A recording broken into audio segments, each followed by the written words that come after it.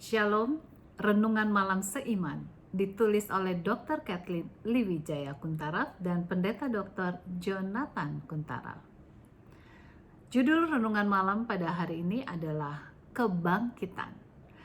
Ayat intinya berbunyi, janganlah kamu heran akan hal itu, sebab saatnya akan tiba bahwa semua orang yang di dalam kuburan akan mendengar suaranya, dan mereka yang telah berbuat baik akan keluar dan bangkit untuk hidup yang kekal. Tetapi mereka yang telah berbuat jahat akan bangkit untuk dihukum. Yohanes 5 ayat 28 dan 29. Apakah yang dimaksudkan dengan kebangkitan? Kebangkitan adalah pemulihan hidup, diiringi dengan kesempurnaan manusia dan kepribadian setelah kematian itu. Karena manusia pada hakikatnya takluk kepada maut, maka harus ada suatu kebangkitan kembali jika mereka mau mengalami kehidupan di balik kubur. Dalam Perjanjian Lama dan Perjanjian Baru, juru kabar Allah telah mengungkap pengharapan dalam kebangkitan sebagaimana yang tertulis dalam Ayub 14 ayat 13-15 dan Ayub 19 ayat 25-29 dan juga Yesaya 26 ayat 19. Pengharapan atas kebangkitan dan bukti yang cukup memadai memberikan keberanian kepada kita bahwa kita dapat menikmati masa depan yang lebih baik di balik dunia yang sekarang ini. Namun masih harus menghadapi kematian bagi semua orang.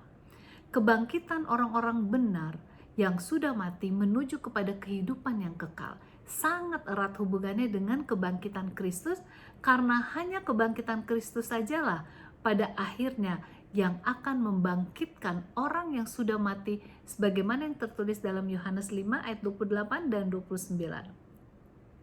Apakah gerangan yang terjadi apabila Kristus tidak bangkit kembali?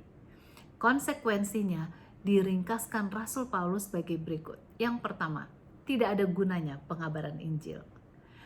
1 Korintus 15 ayat 14.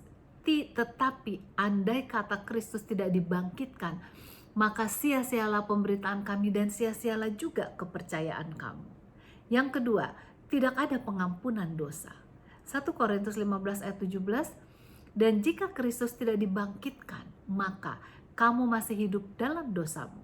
Yang ketiga, tidak ada tujuan dalam kepercayaan kita kepada Kristus. Ayat dalam 1 Korintus 15 ayat 17 yang sama menyatakan, jika Kristus tidak dibangkitkan, maka sia-sialah kepercayaan kamu. Kemudian yang keempat, tidak ada kebangkitan umum dari kematian. 1 Korintus 15 ayat 12 menyebutkan, jadi bila mana kami beritakan bahwa Kristus dibangkitkan dari antara orang mati, sebagaimana mungkin ada di antara kamu yang mengatakan bahwa tidak ada kebangkitan orang mati. Yang kelima, tidak ada harapan di balik kubur.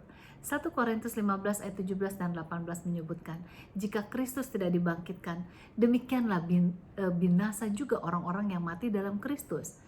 Dengan demikian kita bersyukur karena Yesus telah dibangkitkan. Jadi apabila kita mati, kita juga akan dibangkitkan dan kita akan hidup untuk selama-lamanya. Janji ini memberikan kepada kita suatu pengharapan apabila kita jatuh sakit ataupun pada saat menghadapi kedukaan atau kematian dari pasangan atau kekasih kita. Walaupun kita berduka, namun kita memiliki pengharapan.